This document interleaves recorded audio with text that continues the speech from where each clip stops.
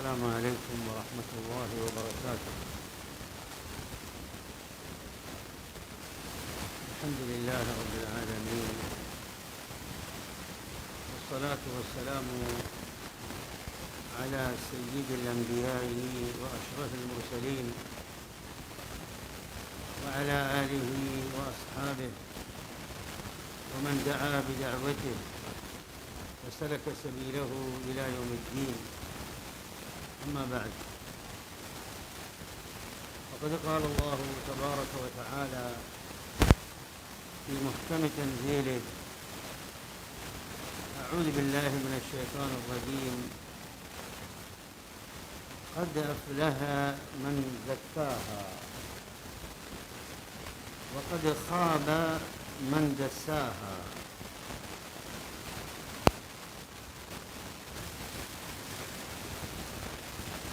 قال رسول الله صلى الله عليه وسلم: ألا إن في الجسد مضغة إذا فسدت فسد الجسد كله، وإذا صلحت صلح الجسد كله، أو كما قال عليه أفضل الصلاة والسلام. அன்புக்குரிய சகோதரர்களே, அல்லாஹ்வுடைய நல்லடியார்களே, எனக்கு மிகவும் சந்தோஷம்.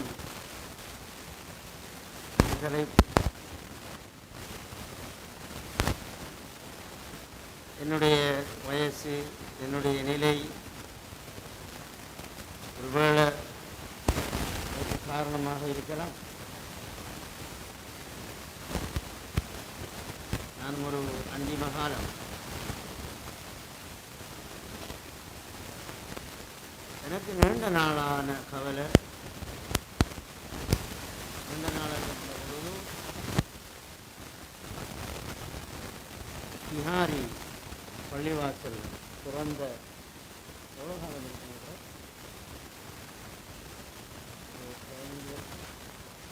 15 வருஷம் இருக்கு.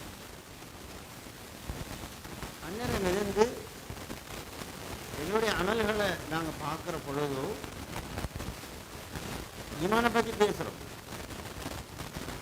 நீங்கள் இதை கவனிக்கணும் பண்ணுறதுக்காக மட்டும் இதை நான் உங்களுக்கு சொல்கிறேன். ஈமானத்தை பற்றி பேசுகிறோம், இஸ்லாத்தை பற்றி பேசுகிறோம். இஸ்லாம் என்று நான் சொல்கின்ற பொழுது இபாதத்தை பற்றி பேசுகிறோம். இஸ்லாம் என்ற ஒரு பகுதி இருக்குது,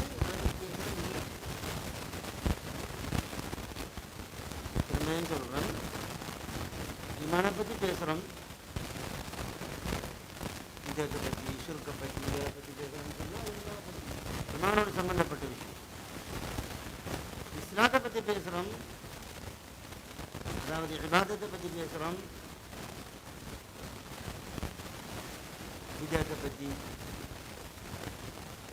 தெரிந்து கொள்ள வேண்டிய விஷயங்களை பற்றி, செய்ய வேண்டிய முறைகளை பற்றி, சுன்னாவை பற்றி பேசுகிறோம்.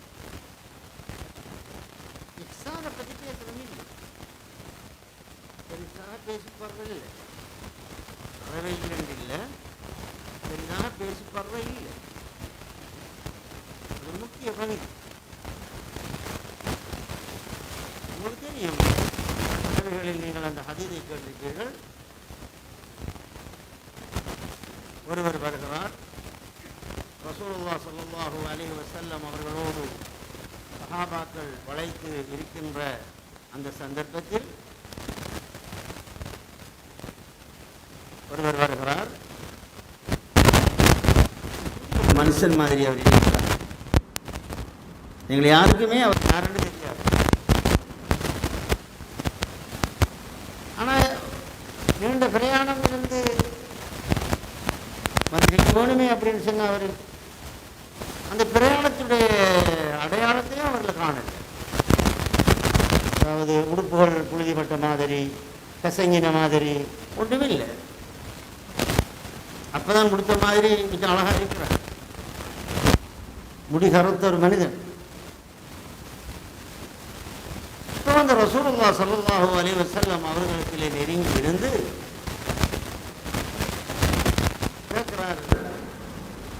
அல்லாஹ்வுடைய தூதரே, யார் ரசூலுல்லாஹ்னு அவர் கேட்கல, யா முஹம்மது என்று தான் கேட்குறாரு. அப்போ யா முஹம்மது என்று கேட்கக்குள்ளேயே ஆக்களுக்கு விளங்கிட்டு இவர் ஒரு காட்டு அரபி,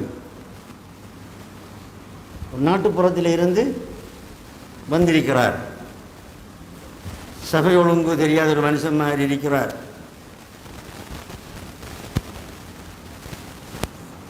ஈமானை பற்றி சொல்லுங்க. ஈமான் என்றால் இப்படி இப்படி என்று ஸல்லல்லாஹு அலைஹி வஸல்லம் அவங்க அந்த 6 விஷயத்தையும் ஆமந்து பில்லாஹி வ மலாயிகத்திஹி வ குதுபிஹி எங்கள் எல்லாருக்கும் மனப்பாடமான அந்த விஷயத்தை சொல்கிறாங்க. சரியா சொன்னீங்கன்னு சொன்னார். இப்போ கேட்டுக்கிற ஆக்களுக்கு ஒரு ஆச்சரியம் வருது. தெரியாத ஆள் மாதிரி கேட்குறார். சொன்ன உடனே ரசூலுல்லாஹ் ஸல்லல்லாஹு அலைஹி வஸல்லம் சரியா சொன்னீங்கன்னு சொல்கிறார். ரெண்டாவது கேட்குறார், இஸ்லாத்தை பற்றி சொல்லுங்க. இப்போ ஸல்லல்லாஹு அலைஹி வஸல்லம் அவங்க அஷ்ஹது அல்லா இலாஹ இல்லல்லாஹ் இகாமுஸ் ஸலாஹ் வ ஈதாஉஸ் ஸகாத் ஸௌம் ரமலான் 5 விஷயத்தையும் சொல்கிறாங்க. சரியா சொன்னீங்கன்னு சொல்கிறார். நாங்கள் ஆச்சரியம் அடைந்தோம். தெரியாத ஆள் மாதிரி கேட்குறார். சொன்ன உடனே சரியாக சொன்னீங்கன்னு சொல்கிறார். ஆச்சரியம் அடைந்தோம். அவர் கேட்ட பல கேள்விகள். 3வது கேள்வி அவர் கேட்குறார், இஹ்சானை பற்றி சொல்லுங்க. இப்போ இதில் பல விஷயங்கள் இருக்குது. இஹ்சானுங்கிற ஒன்று இருக்குங்கிறது இவருக்கு தெரியுது. அதைத்தானே அவர் என்னன்னு கேட்குறார். இஹ்சானுங்கிற ஒன்று ஈமான் இருந்த மாதிரி, இஸ்லாம் இருந்த மாதிரி, இஹ்சான் என்கின்ற ஒன்று இருக்குங்கிற அவருக்கு தெரியுதா இல்லையா? அதானே அவர் கேட்குறாரு அதை பற்றி. அப்போ கேட்டால் சொன்னாங்க ரசூலுல்லாஹ் ஸல்லல்லாஹு அலைஹி வஸல்லம், அபுதல்லாஹ் கஅன்னக தராஹு.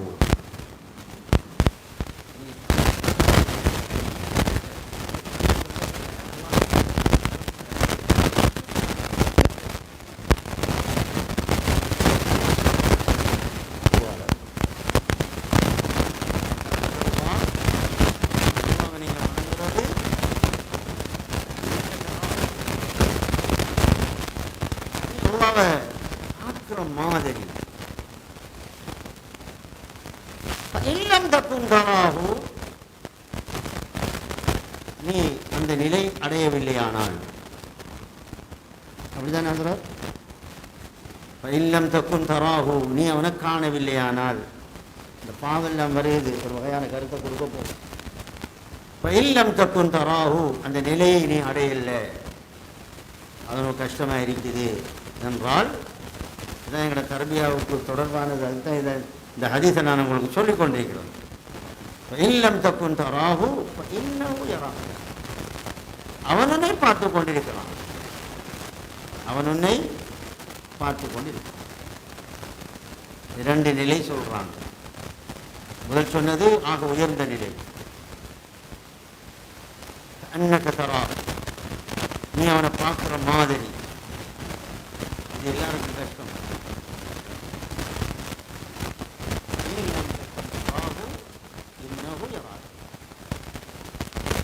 நீ பார்க்கலன்னு சொன்னாலும் அவன் உன்னை பார்த்துக் கொண்டிருக்கிறான் என்ற நிலையில்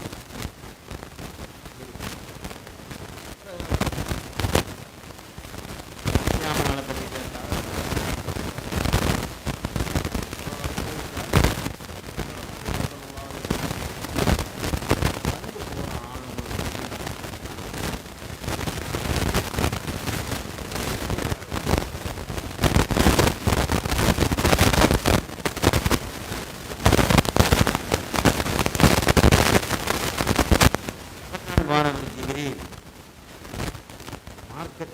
மார்க்கத்தை படிச்சு காலத்துக்கு வந்து போறாரு, படிச்சு தந்தோடு போறாரு சொன்னாங்க.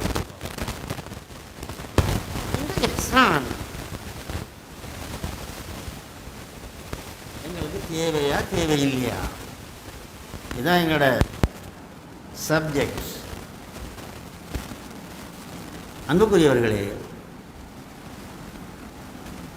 எனக்கு தலைப்பு தந்தார்கள் தர்பியா, தர்பியத்து நஃப்ஸ், உளப்பரிசுத்தம். தர்பியாங்கிற பொழுது தர்பியத்துல் அவுலாத் இருக்குது. பிள்ளைகளை நாங்கள் எப்படி வளர்க்குறது? தர்பியத்துல் உஸ்ரா, குடும்பத்தை எப்படி நாங்கள் பயிற்சி கொடுக்கிறது?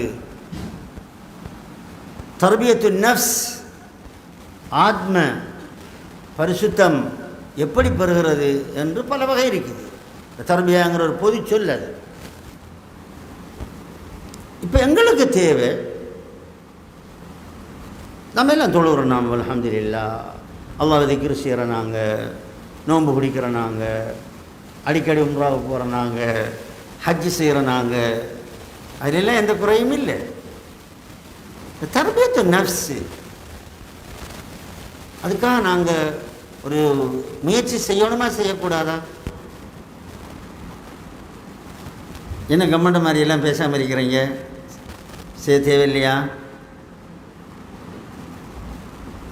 தேவை எங்களுக்கு. அது ஏன் தெரியுமா?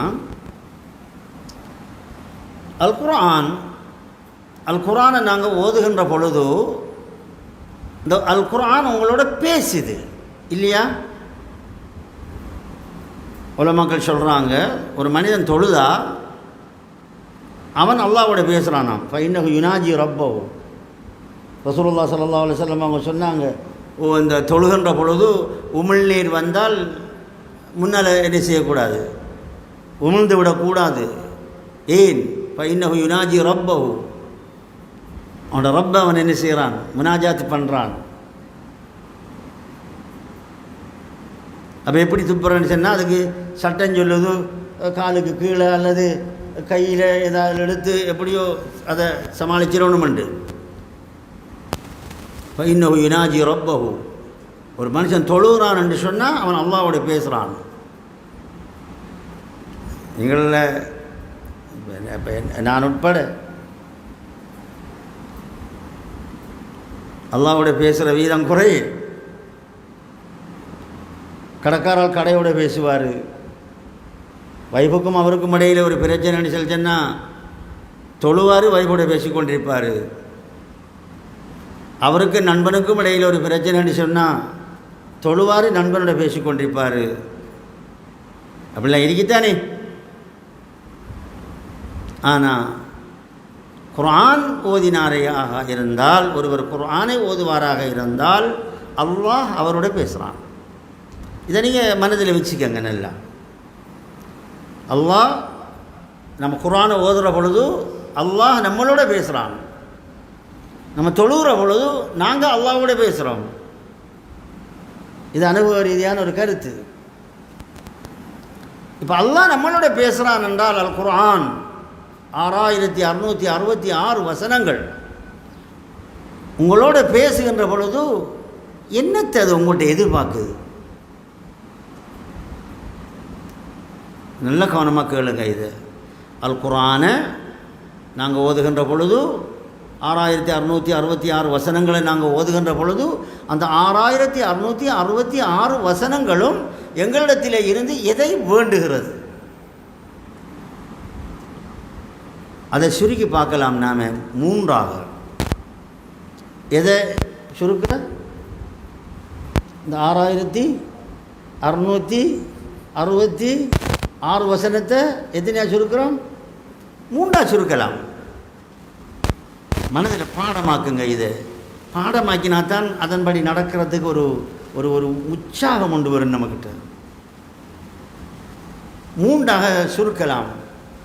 ஒன்று துப்புரவாக்குதல், இன்னொன்று விடுதலை அடைய செய்தல், இன்னமொன்று அலங்கரித்தல். துப்புரவாக்கு செய்தல் என்றால் என்ன? 5 காரியங்களில் இருந்து தத்ஹீர், இந்த உள்ளத்தை, எதை? உள்ளத்தை. அதானே எங்களை தலைப்பு. இந்த உள்ளத்தை 5 விடயங்களிலே இருந்து துப்புரவாக்கணும். எனக்கு விருப்பம், என்னுடைய ஹயாத் அல்லாஹ் சுப்ஹானஹு வ தஆலா போட்டிருந்தால் உங்கள்கிட்ட ஒவ்வொன்றாக ஒவ்வொரு முறை எடுத்து செய்யணும். ஆனால் அல்லாஹ் ஆலம் தெரியா. இன்றைக்கு ஏதோ நான் ஒரு சந்தர்ப்பத்தில் இங்கே வந்து தங்க வேண்டிய நிலைமை இல்லை, நான் இதை பொறுப்படுத்திக்கிட்டு இதை செய்கிறேன். விருப்பம் இதை இப்படி இந்த படிப்படியாக செய்யணும். இதை முதலாவது தத்ஹீர், ரெண்டாவது தஹ்ரீர், மூன்றாவது தன்வீர். தத்ஹீரங்கள் துப்புரவாக்குதல், இந்த உள்ளத்தை துப்புரவாக்குதல். என்னத்தால துப்புரவாக்குறது? நம்மளோட ஆடையெல்லாம் துப்புரவாக்குறோம், உடம்பை துப்புரவாக்குறோம், சோப் போட்டு மிச்சம் அழகாக மாஷாவா அந்த மாதிரி செய்கிறோம். உள்ளம் துப்புரவாக்கப்பட வேண்டிய உள்ளம் துப்புரவாக்கப்படுவது இல்லை. உள்ளம் துப்புரவாகுதில்லை. இருக்கக்கூடாது, பகடிக்கும் இருக்கக்கூடாது. 5 விஷயங்களில் இருந்து உள்ளத்தை துப்புரவாக்கணும். அது துப்புரவாகாட்டி நீங்கள் எவ்வளவு ஈடுபட்டாலும் அர்த்தம் இல்லை. 1 ஷிர்க், 2 குஃப்ரு, 3 பிதஅத், 4 முகஸ்துதி, 5 நிஃபாக்கு, அசிங்கங்கள். இவைகள் அனைத்தும் உள்ளத்திலே இருக்கக்கூடாத அசிங்கங்கள். ஃபர்ஸ்ட் என்ன சொன்னால் ஷிர்க், 2வது குஃப்ரு, 3வது பிதா, 4வது ரியா முஸ்துதி, 5வது நிஃபாக். இதை மட்டுமே உங்களுக்கு ஒரு மணித்தியாலம் பேசலாம். ஆனால் நான் அல்லாஹு ஆலம் எனக்கு தெரியா, நான் இருப்பேனா இல்லையா, வருவேனா, இந்த சந்தர்ப்பம் கிடைக்குமா, இப்போ நான் மேலதிகமாக உங்களுக்கு இந்த மூண்டையாகுதல் சொல்லிவிட்டு போகலாம்னு யோசிக்கிறேன். அல்லாஹ் என்ன செய்யலான்னு பார்ப்போம் இன்ஷா அல்லாஹ். இது தத்ஹீர், துப்புரவாக்குதல். உங்களுக்கு தெரியும், ஷிர்க் வைக்கக்கூடிய எத்தனையோ பேர்கள் இவ்வளவு சாலிஹான அமல்லாம் செய்கிறாங்க தெரியும் தானே, செய்கிறாங்க, நல்லா செய்கிறாங்க. ஆனால் அவங்களுக்கு தெரியாது ஷிர்க் அமலை இணைஞ்சிடும், அடிச்சிடும் என்று தெரியாது. அல்லாஹ்வுடைய தூதர் ஸல்லல்லாஹு அலைஹி வஸல்லம் அவர்களுக்கு அல்லாஹ் என்ன சொன்னான்? லயின் அஷ்ரக்த லயஹ்பதன்ன அமலுக வலதகூனன்ன. நீங்கள் ஷிர்க் செய்தீர்கள் என்று சொன்னால் யாரை பார்த்து அல்லாஹ் சொன்னான்?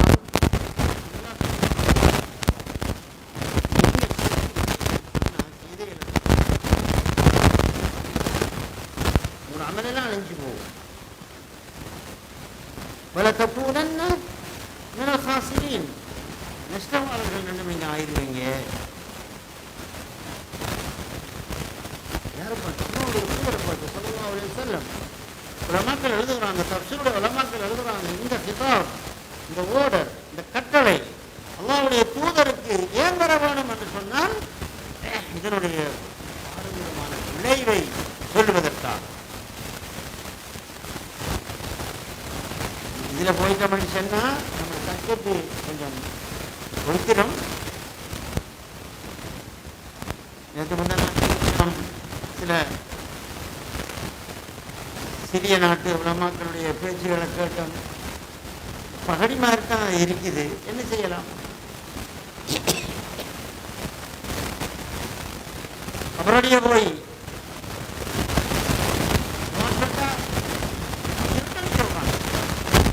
சொல்றாரு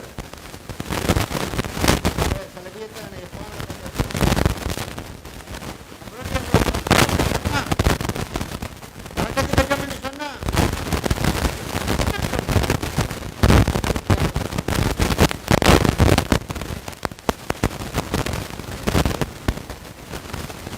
உங்களுக்கு தெரியும், இங்கே காணல அந்த காலத்தில் பழைய ஆட்களுக்கு தெரியும், இந்த லைட் போஸ்ட் கட்டைகள் இருக்குமே,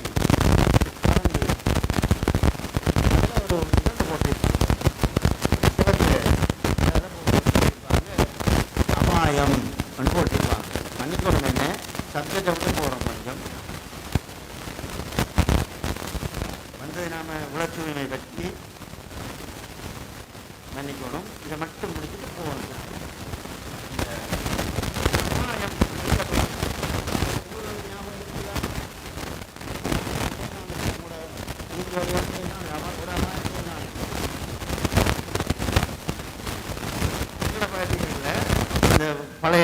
இடத்துகளில் வீதிகளில் இந்த லைட் கட்டைகளுக்கு இந்த அபாயம் என்று போட்டிருப்பாங்க.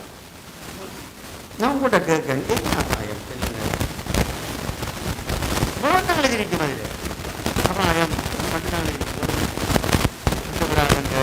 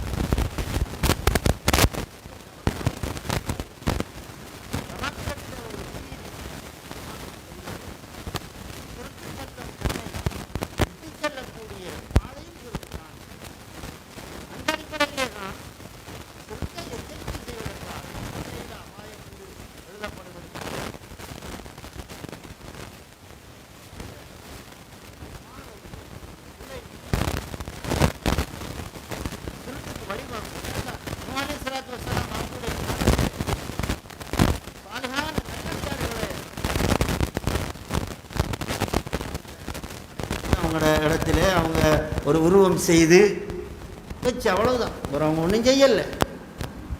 கடைசியில் என்ன ஆயிடுச்சு? பத்து சுஆஉ யஊது யஊகு நஸ்ர் 5 சிலைகள் உருவாயிடுச்சு. அதுக்காக வேண்டித்தான் நாங்கள் பயந்து பயந்து பயந்து பயந்து சொல்கிறோம். இந்த இது அதுக்கிட்டையும் பேசிடாதங்க. இப்போ நீ அவடத்தை போயிட்டு யாவா இந்த அவுலியாவுடைய பேரால் என்ன என்ற தேவைகளை நிறைவேற்று அதை நாங்கள் சிறுக்கண்டு சொல்லலை. ஆனால் சிறுக்குக்கு வழிவாகும். எப்படி வழிவாகும் தெரியும் தானே? இவரை வச்சு அல்லாஹ்கிட்ட கேட்டு போட்டு கேட்டு போட்டு கேட்டு கேட்டு கேட்டு கேட்டு இருந்து போட்டு புறவு அவர்கிட்டயே கேட்டாங்களா இல்லையா? கேட்காங்களா இல்லையா? இப்போ கேட்குறாங்க. ஆனதுனால தான் அந்த வழியை நாங்கள் சுருக்கன்னு சொன்னோம். அது கேட்டு அதோட பக்கம். அப்போ 5 விஷயங்களில் இருந்து எங்களோட உள்ளத்தை என்ன செய்யணும்? நாங்கள் துப்புரவாக்கணும். இது கடன். இந்த 5 விஷயத்தில் இருந்து உள்ளத்தை துப்புரவாக்கணும். 2வது தான் தஹ்ரீர். தஹ்ரீர் என்றால் விடுதலையாக்குது.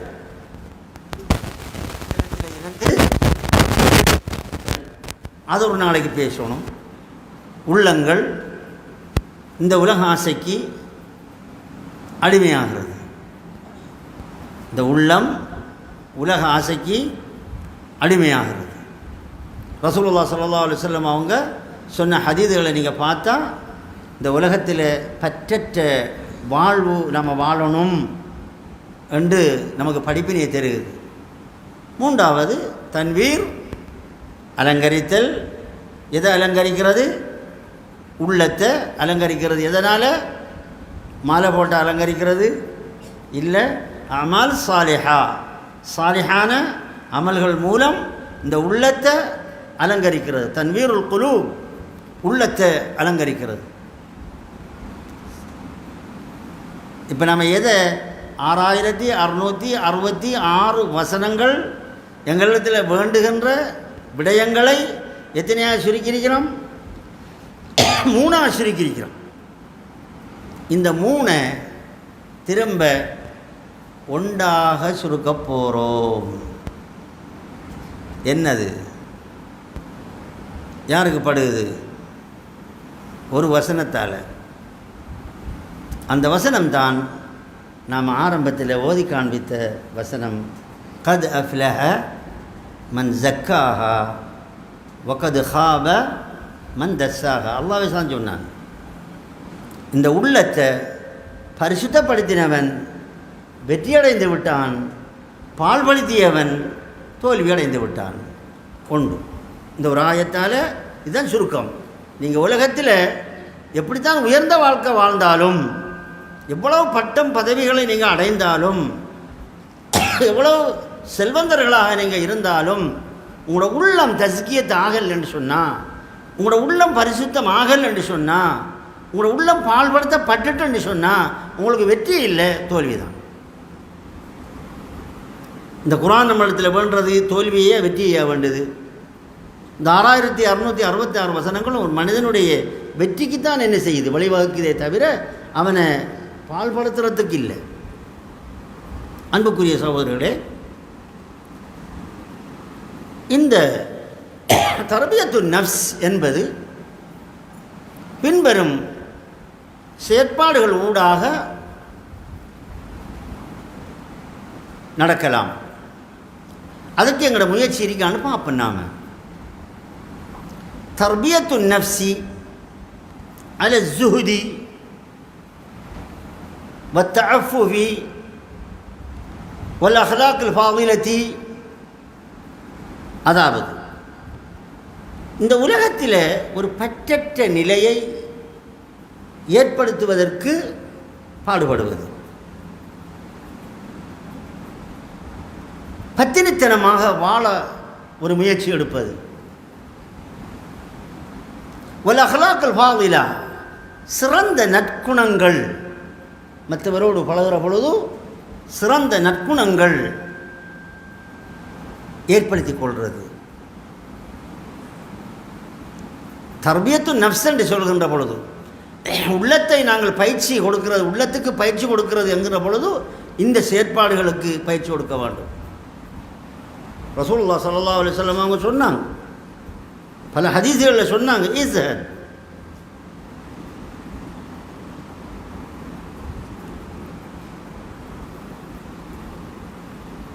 நீ மக்களுடைய கையில் என்ன இருக்குன்னு எதிர்பார்க்காது, அதை தேடாது.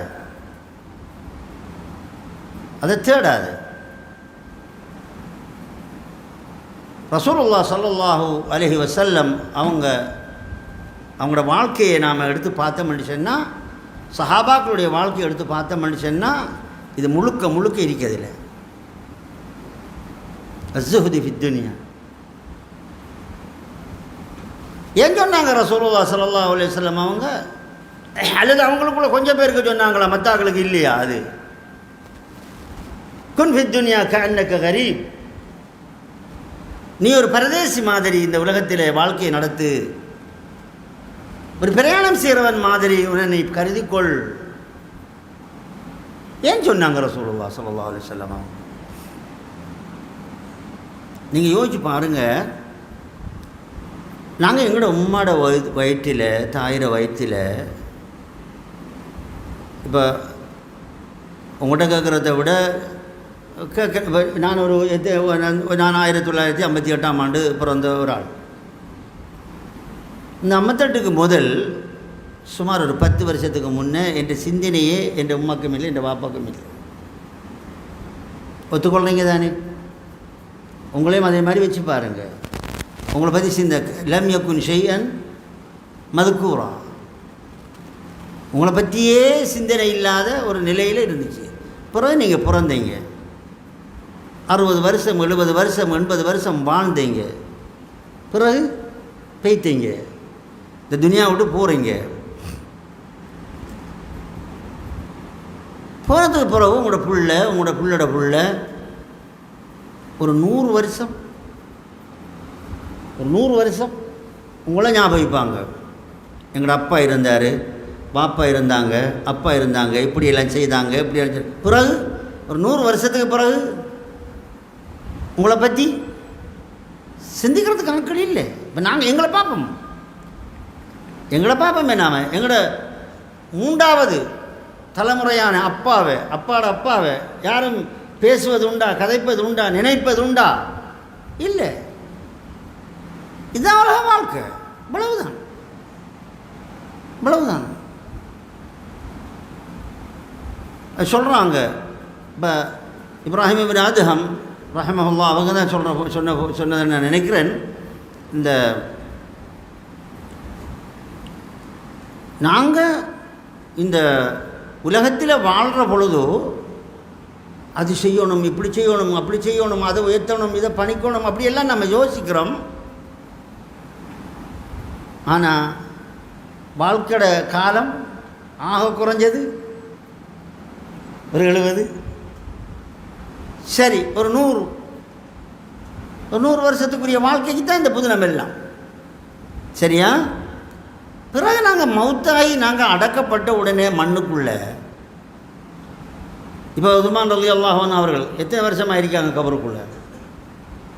உதாரணத்துக்கு சொல்கிறேன், எத்தனை வருஷமாக இருக்கிறாங்க? ஏன் நான் அவரை சொல்கிறேன்றதையும் சொல்கிறேன். நான் சுமார் 1400 வருடங்களாக இருக்கிறாங்க. புத்திசாலி யார்? ப்ளீஸ் கொஞ்சம் சொல்லுங்கள். 100 வருஷத்து வாழ்க்கை ஒன்று இருக்குது, அது உயரணும் பணியணும் என்றெல்லாம் நம்ம முயற்சி எடுக்கிறோம்.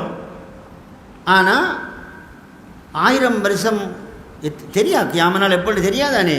அது வரைக்கும் மண்ணறைக்குள்ளே தான் இருக்க போகிறோம். இப்போ நாம் அந்த வாழ்க்கையை நீண்டகால வாழ்க்கை, அது நீண்டகால வாழ்க்கை. அந்த வாழ்க்கை பரிசுத்தமாக துப்புரவாக அலங்காரமாக அழகாக இருப்பதற்கு முயற்சி செய்கிறமில்லை. இதுதான் நம்முடைய பிரச்சனை. அப்போ உஸ்மான் ரலியல்லாஹு அன்ஹு அவங்கள பற்றி நான் ஏன் சொன்னேன்னு சொல்லிச்சேன்னா, அவர் இப்போ அவர் பேங்கில் அவருக்கு அக்கௌண்ட் இருக்குது. உங்களுக்கு சிரிப்பாக இருக்கலாம் ஒரு வேளை. அல்ராஜி பேங்கில் அவருடைய பேரில் அக்கௌண்ட் இருக்குது. சதக்கா ஜாரியாக போய்கொண்டிருக்குது. அதில் மேலதிக விளக்கத்தை எங்களோட டாக்டர் ரஷாத் அசரத்திட்ட கேட்டுக்காங்க. பிறகு பேங்கில் அக்கௌண்ட் இருக்குது, இப்போயும் இருக்குது. அவர் ஈச்சமர தோட்டத்தில் இதெல்லாம் அதுக்கு தான் போய்கொண்டிருக்குது. புத்திசாலி யாருன்னு சொன்னால், இந்த கழிந்து போகிற ஆகக்கூடிய 100 வருஷத்துக்கு வாழ்க்கையை விட்டு போட்டு அதிலேயும் நம்ம நல்லா இருக்கத்தான் வேணும். ஏன்னா அல்லாஹ் குர்ஆனில் ரப்பனா ஆத்தினா ஃபித்துன்யா ஹஸனா வஃபில் ஆஹிரத்தி ஹஸனா, துனியாவிலே நலவத்தா ஆகிரத்திலே நலவத்தான்னு தான் நம்ம கேட்குறோம், செய்யத்தான் வேணும். ஆனால் துனியாவுடைய நலவு ஆகிரத்துடைய நலவை அடித்து உடைத்து விடக்கூடாது. இதுதான் புத்திசாலித்தனம். விளங்கிட்ட மாதிரியே நாங்கள் சொன்னது. இப்போ இந்த துனியா நம்மளோட ஆகிரத்தை என்ன செய்யக்கூடாது? உடைத்து விடக்கூடாது, குறைத்து விடவும் கூடாது. அது வரையா பேசணும் முன்னாள். இந்த உலகம் என்பது உதாரண உலகம், ஆலமுல் மிசால், உதாரண உலகம். ஒவ்வொரு நிகழ்வும், இந்த உலகத்தில் ஒவ்வொரு நிகழ்வும் உதாரணம். ஒன்றை சொல்லவா? இரவு நீங்கள் ஒரு 10 மணிக்கு தூங்கியிருப்பீங்க. தூங்குகிற பொழுது உங்களுக்கு ஒரு ரசூலுல்லாஹ் ஸல்லல்லாஹு அலைஹி வஸல்லம் அவர்கள் சொல்லி தந்த துஆ என்ன? பிஸ்மிக அல்லாஹும்ம அமூத்து வாஹியா அனாமு வ அஸ்தைகல்லாண்டா சொல்லி தந்தாங்க. அல்லாஹ், இறைவா, உன்னை திருநாமத்தை கொண்டு நான் தூங்குறேன், பிறகு எழும்புவன் என்றா சொல்லி தந்தாங்க ஸல்லல்லாஹு அலைஹி வஸல்லம். பிஸ்மிக அல்லாஹும்ம அமூத்து, என்ன கருத்து? அமூத்துண்டா மரணிக்கிறேன், அமூத்து. பிறகு வஹியா, உயிர்ப்பித்து எழும்புறன். இது உதாரணம்.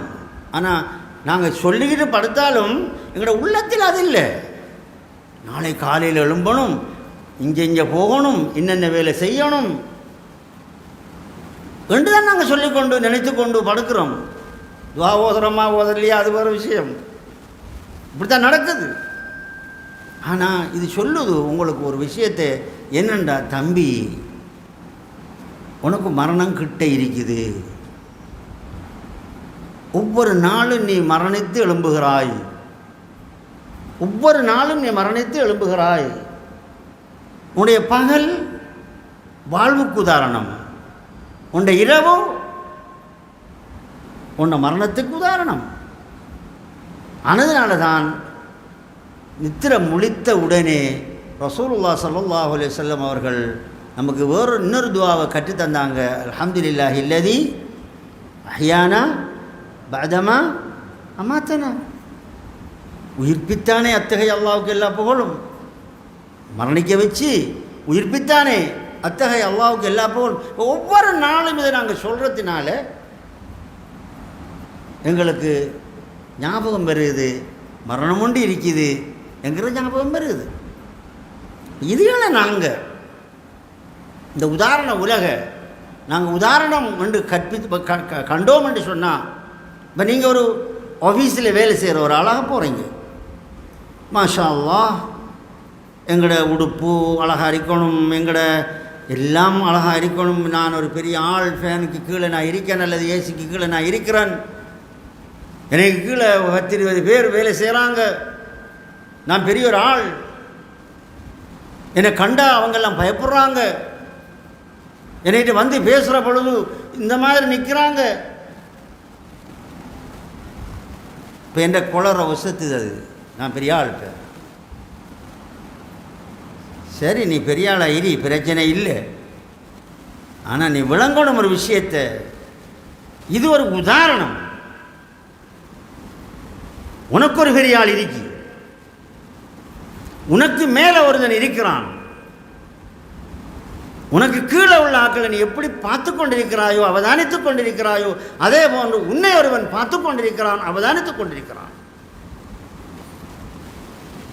உண்ட சரிக்கு சரியான மார்க்ஸு, பிழைக்கு தண்டனை நீ எப்படி கொடுக்குறாயோ அதே மாதிரி உனக்கு. உதாரண உலகம் இது. எனவே இந்த உதாரண உலகத்தில் நாங்கள் மயங்கிடக்கூடாது, உதாரணமாகவே எடுத்துக்கொள்ள வேண்டும், உதாரணமாகவே எடுத்துக்கொள்ள வேண்டும். இப்போ எங்களோட பகுதியிலேருந்து வருவாங்க, பஸ்ஸில் வருவாங்க. இப்போ கொழம்புக்கு போகிறோன்னு சொன்னால் ஒரு ஆள் வருவார், பாலமனையிலிருந்து ஒரு ஆள் ஏறி வருவார், லோயிட்ஸில் அல்லது ராஷிதில் அல்லது ஒரு போல் சூப்பர் லைனில் வருவார். சுப்ஹானல்லாஹ், நானும் வார பொழுது எனக்கு சில படிப்பினைகள் வரும். சில ஆட்கள் ஏறுவாங்க, ஏறக்குள்ளே இப்படித்தான் பார்த்து பார்த்து வருவாங்க. என்னத்தை பார்க்குற? நம்பரை. இவருக்கு ஒரு நம்பர் இருக்கு, அதுதான் அவர் பார்க்குறார். பார்ப்பார், பார்த்து பார்த்து வருவார். கண்டாச்சு, எடுத்தாச்சு, வச்சாச்சு, போட்டாச்சு. போன இருந்த உடனே அந்த இதை பணிக்கிறது இருக்குதானே, கதிர் சீட்டை பணிக்கிறது, அந்த சீட்டை பணிப்பார், அப்படி எடுப்பார். அவர் பின்னுக்கு யார் நிற்கிறாங்கிறத பார்க்குறதும் இல்லை. நான் இப்படி பணிக்கிற பொழுது அந்த பின்னுக்கு இருக்கிறவருக்கு இது ஒரு தொல்லையாக அமையுமா, தடையாக அமையுமா, அதை பற்றியே யோசிக்க மாட்டார். கேட்டாலும் சொல்லுவார், அது அளவுக்கு மிச்சமாக போக மாட்டாதானே, இது ஒரு அளவுக்கு தானே போகும் அது அப்படின்னு சொல்லுவார். சொன்னதை அப்படின்னு சொல்லியிருக்காங்க. அது எப்போ பணிக்கணும் அப்படி சொன்னால், எல்லாரும் ஏறி அமர்ந்ததற்கு பிறகு தான் பணிக்கணும். நீ ஏறின உடனே நீ பணிக்கிட்டேன்னு சொன்னால், உனக்கு பின்னால் உள்ள அந்த சீட்டுக்கு வந்தவன் இருக்கிறதுக்கு ரொம்ப கஷ்டப்படுவான். இதெல்லாம் பார்க்க மாட்டார். பணிச்சு இருப்பார், ஃபோன் எடுப்பார், வேலை நடந்துக்கிட்டு இருக்கும், என்னத்தையும் அதிகரிப்பார். சுப்ஹானல்லதி ஸஹ்ஹர லனா ஹாதா வமா குன்னா லஹு முக்ரினீன் வ இன்னா இலா ரப்பினா லமுன்கலிபூன். இதெல்லாம் அல்லாஹ்வுடைய காவல். தெரியாது, தெரியாது, ஓத தெரியாது, ஓத தெரியாது. சரி, இப்போ கிளம்புக்கிட்ட வந்துட்டு பஸ் இடையிலையும் சில ஆட்கள் இறங்குவாங்க, சில ஆட்கள் ஏறுவாங்க.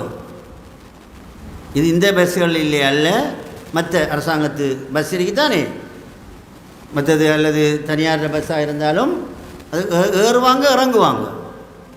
நான் ஏன் இதை சொல்கிறேன் உங்களுக்கு, நீங்களும் என்னோட பேசுங்களேன் கொஞ்சம். ஏன் இதை சொல்கிறேன் உங்களுக்கு? இந்த உலகம் நாம் என்னென்னு சொன்னோம்? உதாரண உலகம்னு சொன்னோம். உதாரண உலகம். இந்த உலகத்தில் உள்ளவை எல்லாம் உதாரணம் என்று சொன்னோம், நிலையானதல்ல, உதாரணம் என்று சொன்னோம்.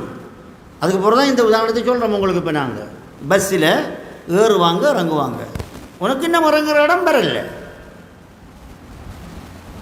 எடுப்போமே, பானந்துறைக்கு போகிறார் ஒரு ஆள் ஒரு பஸ்ஸில், கொள்ளுப்பட்டியில் ஒரு ஆள் இறங்குறார், வெள்ளவத்தையில் ஒரு ஆள் ஏறுறார், பம்பலப்பட்டியில் இறங்குறார்.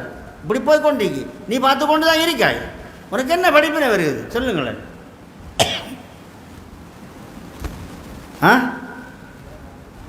நமக்கு இறங்குற நேரம் இன்னும் வரல. இந்த இறங்குறது மரணம்,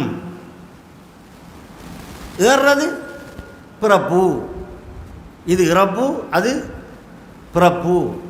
ஏறுறார் ஒரு ஆள், அப்புறம் அவரும் என்ன செய்வார், இறங்குவார். இதெல்லாம் நான் பார்த்துக்கிறேன். எனக்கு இன்னும் என்ன வரல, இறங்குற டைம் வரல. எந்த டைம் வந்தால் நான் என்ன செய்யணும், இறங்கணும்.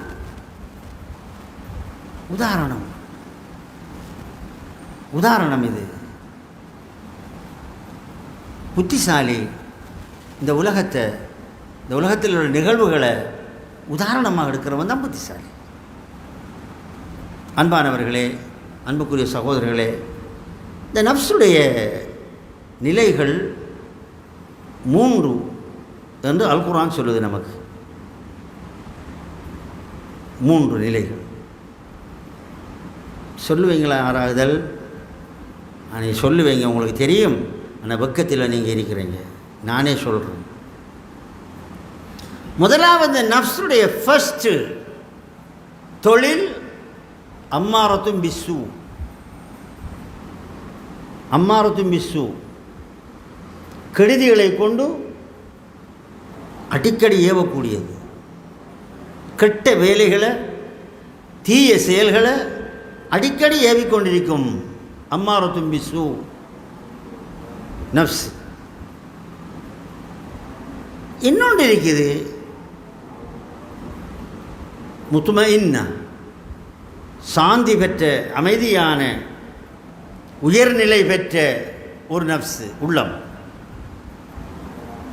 ரெண்டுக்கும் இடையில் ஏறும் ஒருக்கா, இறங்கும் ஒருக்கா. ஒரு தடவை ஏறும், இன்னொரு தடவை இறங்கும். அதை மட்டும் அதில் கொஞ்சம் செல்லுங்களேன் பார்ப்போம். என்னவாப்பா? லவ்வாமா. ஜஸாக்கல்லாஹு ஹைரன். ஆன்மீகத்தோட தொடர்பாக இருக்கிறார் அவர். நஃப்ஸுல் லவ்வாமா, அது இதை பற்றி தான் இன்றைக்கு நம்ம கதைக்கு என்ன சொல்றது. அம்மாராங்கிறது ஒரு மனிதனுடைய இயல்பு நிலை. நஃப்ஸுடைய அடிப்படை இருக்குதானே கெட்டது. அது நேரமும் தீய செயற்பாடுகளை ஏவிக்கொண்டு தான் இருக்கும். அதை பற்றி இமாம் இப்னு கையிம் ரஹிமஹுல்லாஹ் அழகாக பேசுகிறாங்க.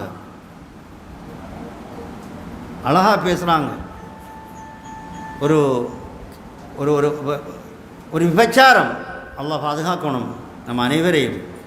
விபச்சாரத்துக்கு நீ போப்புறியே, உன்னோட கழுத்து போய்த்திருமே, அது பிரச்சனை இல்லை, அது கொஞ்ச நேரம் தானே, அது போக மாட்டா என்று சொல்லுமாம்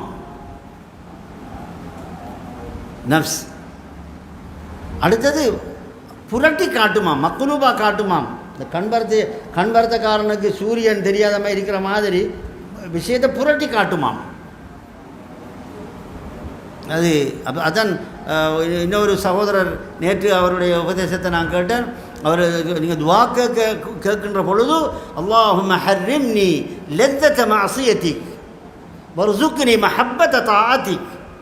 யா அல்லாஹ், உனக்கு பாவம் செய்கின்ற இன்பத்தை எனக்கு ஹராமாக்கிரு. இந்த பாவம் எப்பொழுதும் இன்பமானது, அதை நீ எனக்கு இல்லாமல் ஆக்கிவிடு. இபாதத்து, உனக்கு செய்கிற இபாதத்தை, அதில் இன்பத்தை எனக்கு தந்திரு என்று வாக்குகளுங்க என்று ஒரு யமன் ஷேக் சொல்கிறார். உண்மைதானது. ஏன்னா இன்றைக்கு எங்களுக்கு அதிகமான ஆட்களுக்கு நம்ம தொழுகிறோம். இப்போ மின்னா மன் யுஸல்லி முஹப்பத்தன் ஃபில்லாஹ் வ மின்னா மன் யுஸல்லி அதாஅன் லில் ஃபரீதா. நாங்கள் தொழுகிற பொழுது அல்லாஹ்வை நேசிக்கிறேன், அல்லாஹ்வுடைய நேசத்திற்காக தொழுகிறேன், அல்லாஹ்வோடு நெருங்குறதுக்காக தொழுகிறேன், அல்லாஹ்வை ஞாபகம் செய்கிறதுக்காக தொழுகிறேன் என்கிறவர்கள் கொஞ்சம் பேர் இருக்கிறாங்க. கடமையை நிறைவேற்றுறேன் என்று செய்பவர்கள் அதிகம் இருக்கிறாங்க. கடமையை நிறைவேற்றுறது. அல்லாஹ் அக்பர், அல்லாஹ் அக்பர், அல்லாஹ் அக்பர், அஸ்ஸலாமு அலைக்கும் வரஹ்மத்துல்லாஹ், அஸ்ஸலாமு அலைக்கும் வரஹ்மத்துல்லாஹ். கடமை முடிச்சு. அல்லாஹ் என்கிட்ட கேட்க மாட்டான், நீ ஏன் அசர தொழல, ஏன் நீ லோகர் தொழலைன்னா அல்லாஹ் கேட்க மாட்டான். எனக்கு கடமை முடிஞ்சு இப்போ எனக்கு இப்போ நீ எப்படி தொழுதாய் அது புறவாகும். கன்னக்க தராஹு, நீ உண்ட ரப்பை பார்க்குற மாதிரி. அதுக்கு விளக்கம் நம்ம சொன்னோம், தொழுகிறது ஒரு பகுதி. அது உலகத்தில் எல்லா வாழ்க்கையிலையும் எல்லா நேரங்களிலும் உன்னை ரப்பு பார்த்து கொண்டிருக்கிறானுங்கிற மாதிரி, அல்லது நீ ரப்பை பார்க்குற மாதிரி உயர்நிலை அது.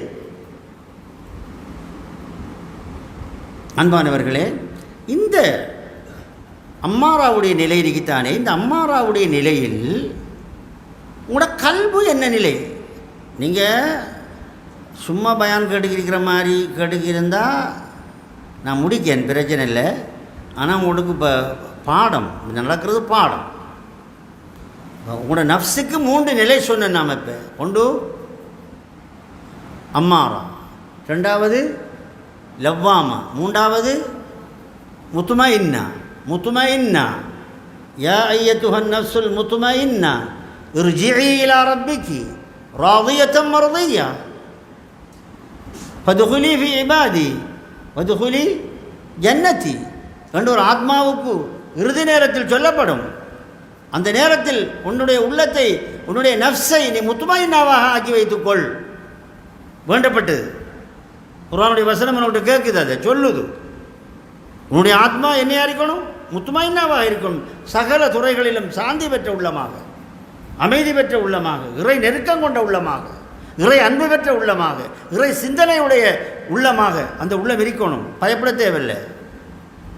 லா ஹௌஃபுன் அலைஹிம் வலா ஹும் யஹ்ஸனூன். அவங்களுக்கு பயமும் இல்லை, அச்சமும் இல்லை, கவலையும் இல்லை. அவங்களுக்கு அந்த உள்ளமாக இருக்கணும் எங்களோட உள்ளம். ஆனால் அதிகமாக உள்ளத்துடைய நிலை அம்மாராவாகத்தான் இருக்குது. அதிலிருந்து நாம் விடுபடுறதுக்கு தான் இப்படியான தர்பியத்தான நிகழ்ச்சிகள். இந்த கட்டத்தில் 3 சொன்னோம். இப்போ ஒன்று அம்மாரா, லவ்வாமா, முத்துமைன்னான்னு சொன்னோம். இந்த 3 நிலைகளிலும் கல்புக்கும் சில நிலைகள் இருக்குது. இது நஃப்ஸுடைய தன்மைகள். இப்போ சொன்னதெல்லாம் கல்பு இருக்குது. இந்த கல்புக்கும் 3 நிலை இருக்குது. இப்னு கைம் ரஹ்மத்துல்லாஹ் அழகாக சொல்கிறாங்க. இது ஒன்று கல்பு என்ன இருக்கும்? சலீமாயிருக்கும். சலீமாயிருக்கும். சும்மா கேட்டுக்கிறீங்க. இப்போ நீங்கள் அம்பிட போகிறீங்க, நீங்கள் நாங்கள் உங்கள்கிட்ட கேட்க போகிறேன். நான் இப்போ கல்பு சலீமாயிருக்கும். இன்னொரு நிலை மரீலாக இருக்கும், நோயாளி. சலீமண்டா சாந்தி பெற்றது, மற்றது மரீல் நோயாளி. 3வது தஈஃப் பலவீனமானது. பலவீனமானது கேள்வி. கல்பு சலீமாக இருக்கின்ற பொழுது நஃப்ஸு என்ன நிலை பெற்றிருக்கும்?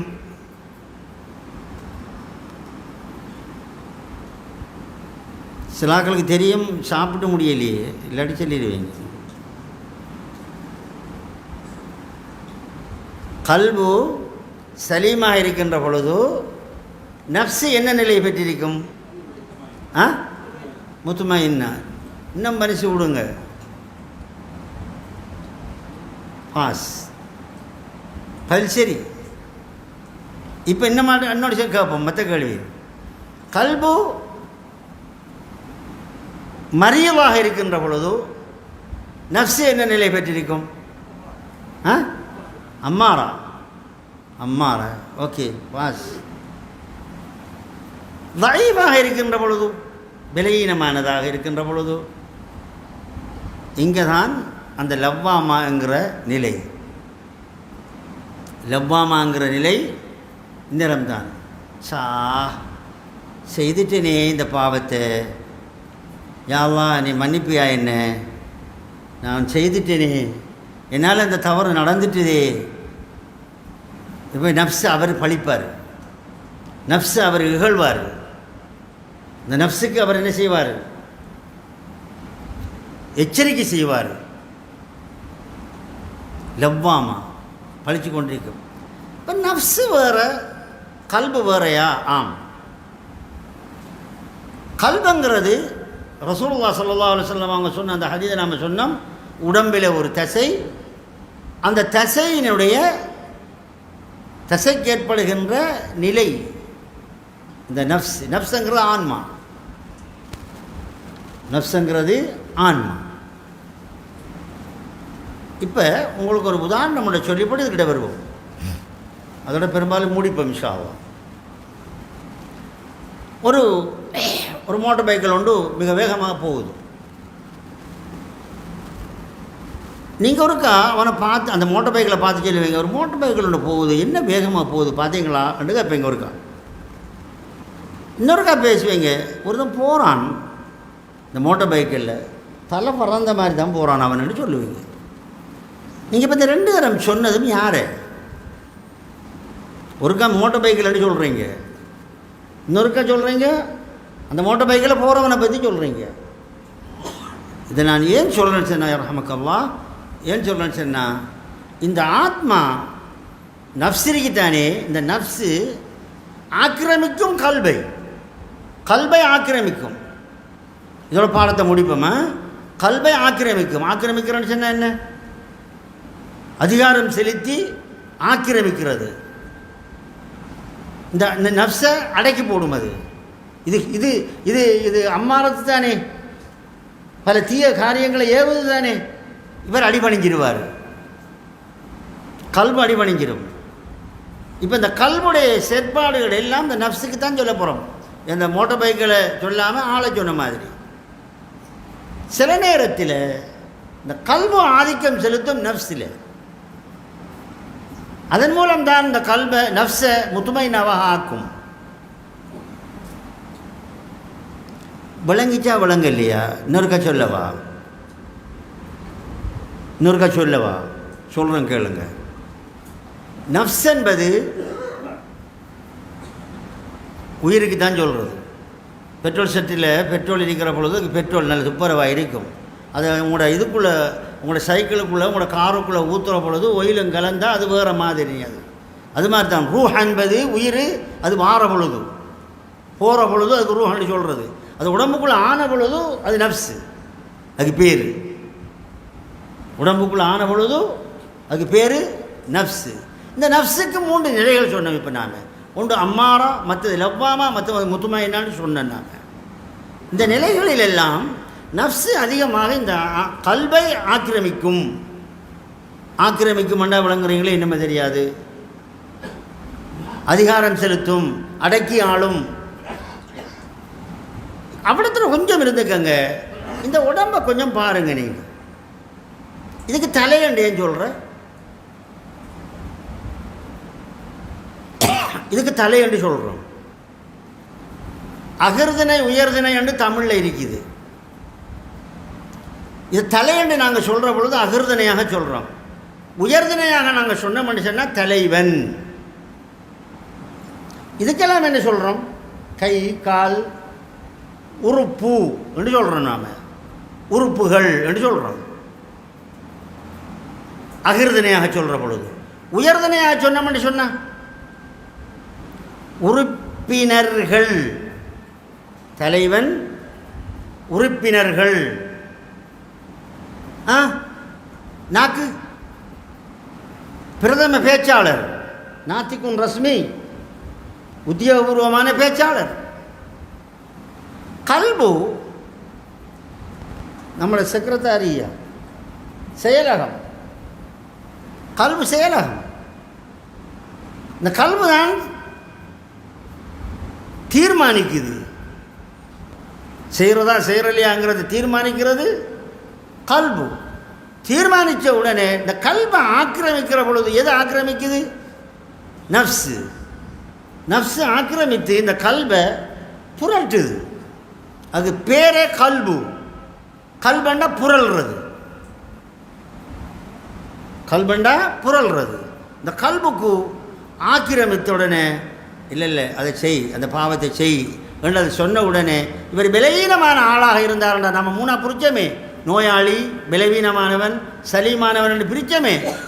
இவர் சலீம் இல்லை, இவர் இந்த ஒரு லைஃபான ஒரு ஆளாக இருந்தார் என்று சொன்னால் தீர்மானிச்சிருவார் இந்த பாவத்தை செய்யணும்னு செய்வார். உடனே அதிகாரத்தை கொடுப்பார் மூளைக்கு. மூளை என்ன செய்யும்? உறுப்புகளுக்கு அதிகாரத்தை அனுமதியை கொடுக்கும். உறுப்புகளுக்கு அனுமதியை கொடுக்கும் மூளை. மூளை இயங்குற பொழுது தான் உறுப்புகள் இயங்குது. அந்த அந்த அதுக்காக வேண்டி தான் அதுக்கு தலைவர் என்று சொன்னது. ஆனால் கல்புக்குரிய அதிகாரத்தை மூளைக்கு இல்லை. கல்பு நல்லதானால் உறுப்புகளும் நல்லதாகிவிடும், கல்பு கெட்டதானால் உறுப்புகளும் கெட்டதாகிவிடும் என்று ஸல்லல்லாஹு அலைஹி வஸல்லம் அவர்கள் சொன்னதுடைய அர்த்தம், உறுப்புகள் கெடுறா என்ன? உறுப்புகளால் வெளியாகின்ற அமல்கள் கெட்டு போயிடும்னு சொன்னாங்க. அன்பானவர்களே, இந்த நிலையில் இன்னும் ஒரு மூன்றாக அதை பிரித்தால் இப்படி சொல்லணும். நஃப்ஸு முத்மஇன்னா, கல்பு சலீம், ஹாலத்து நஃப்ஸிக்கு தானே ஒரு மனிதனுடைய செயற்பாடு முகாத்தா அப்படின்னு சொல்லுவாங்க. முகாத்தான்னு சொன்னால், அதாவது நஃப்ஸு என்னை ஏவுகின்ற பொழுது லா, நான் உனக்கு வழிபட மாட்டேன். கத்அ, உனக்கு நான் வழிபட மாட்டேன். போ நீ, உனக்கு நான் வழிபட மாட்டேன் என்ற நிலை முகாத்தா. நஃப்ஸு ஒன்றை ஏவுகின்ற பொழுது கல்பு, அதாவது கல்பு நஃப்ஸு லவ்வமாவாக இருந்தால், நஃப்ஸ் என்ன இருக்கும்னு சொன்னீங்க? வளைவாக இருக்கும்னு சொன்னீங்க, பலகீனமாக இருக்கும்னு சொன்னீங்க. நிலைமை ஏறுதல் இறங்குதல், முமானா, ஒரு ஏறும் இறங்கும். அது முஜாஹதான்னு சொல்கிறது. உளப்போராட்டம், உளப்போராட்டம் பெரிசி. உளப்போராட்டம் ஜிஹாது நஃப்ஸ் பெரிசி.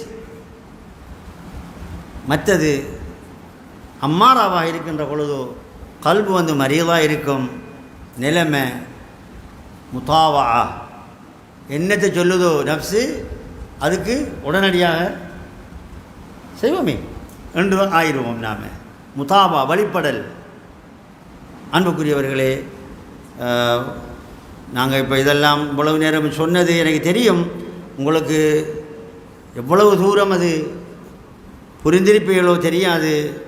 இதில் பாதை நடக்கணும். நாங்கள் இந்த பாதை நடக்கணும். சுலூக்கள் இதுக்கு சொல்கிறது. இறை பாதை நடத்தல். நாங்கள் இப்போ அதிகமாக இறை பாதை அழைத்தலில் நாம் இருக்கோம். இறை பாதை அழைத்தலில் இருக்கிறோம். இறை பாதை நடத்தல், சுலூக், இறை நெருக்கத்தின்பால் நடத்தல். அப்போ தான் அந்த ஹதீஸில் வந்த இஹ்சானுடைய மர்த்தபாவை நாங்கள் என்ன செய்யலாம்? அடையலாம். அடைய முயற்சி பண்ணணுமா இல்லையா? முயற்சி பண்ணணும் நாங்கள் இன்ஷா அல்லாஹ்.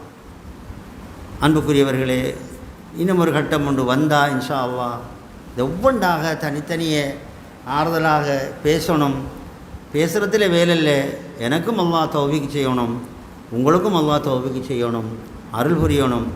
எதில் நம்ம கேட்குறோமோ அதன்படி அமல் செய்கிறதுக்கு எல்லாம் வல்ல அல்லாஹ் சுப்ஹானஹு வ தஆலா எனக்கும் உங்களுக்கும் நல்லருள் பாலிப்பானாக என்று வேண்டி இதை நான் முடித்துக்கொள்கிறேன். தர்பியத்து நஃப்ஸ அல்லாஹ் சுப்ஹானஹு வ தஆலா நமக்கு அனைவருக்கும் தருவானாக. வஸல்லல்லாஹு அலா நபீனா முஹம்மதின் வ ஆலிஹி வ ஸஹ்பிஹி வஸல்லம். வஸ்ஸலாமு அலைக்கும் வரஹ்மத்துல்லாஹி வ பரகாத்துஹு.